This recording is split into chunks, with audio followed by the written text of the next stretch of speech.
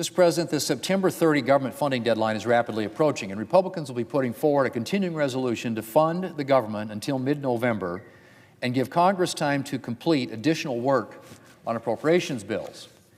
And I hope my Democrat colleagues will work with us to quickly pass this legislation. We will be putting forward a clean resolution to ensure there is no reason for Democrats to oppose this bill and delay passage. And my hope would be that we could get this done as soon as this week and then continue bipartisan work on appropriations bills. But I have some concerns, Mr. President, because incredible as it may seem, Democrats seem to be looking to shut down the government. That's right. At least a portion of their base seems eager to pick a fight with the Trump administration, and congressional Democrats, or at least congressional Democrat leadership, seem to be following along. Now, I can't imagine what Democrats think they're going to gain from this. Do they think that hardworking Americans are going to thank Democrats for shutting down the government? Apparently, Democrats think, and I quote, that it's perfectly fine to have VA offices closed or to endanger nutrition programs that help 7 million moms and kids or suspend disaster aid for farmers, end quote. Oh, wait, Mr. President, that last line wasn't actually mine. That's a quote from the Democrat leader just last year. He was deeply concerned about the consequences of shutting down the government then. But now? Well, apparently VA offices and nutrition programs and disaster aid for farmers can be sacrificed when Democrats want to make a political point.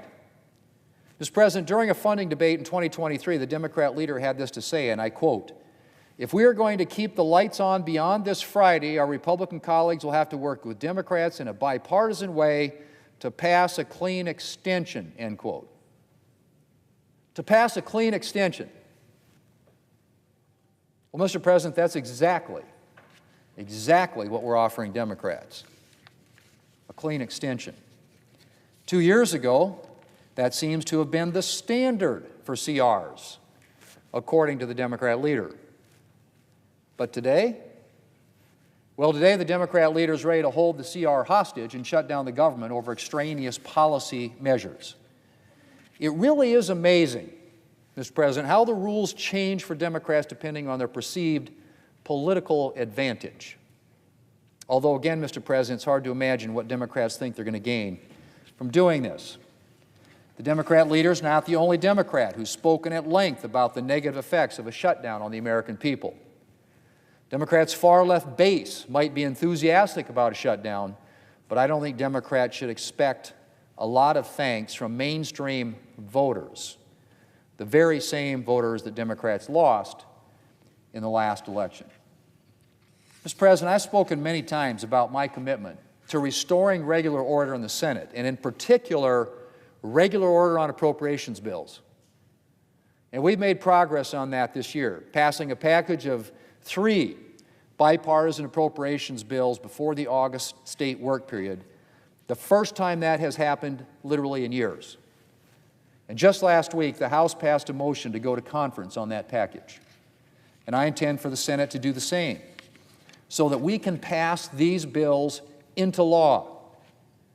But we need more time to consider the 2026 bills, which is why we're considering this short-term continuing resolution. This short-term, clean, continuing resolution for just 7 weeks. This should be an easy bipartisan vote, Mr. President. And we should pass this bill in a bipartisan fashion and then get back to work on the fiscal year 2026 appropriations bills and the other essential work here in the Senate. Mr. President, I hope that Democrats will think better of their shutdown plans and join us. Mr. President, I yield the floor, and I suggest the absence of a quorum. Clerk, call the roll.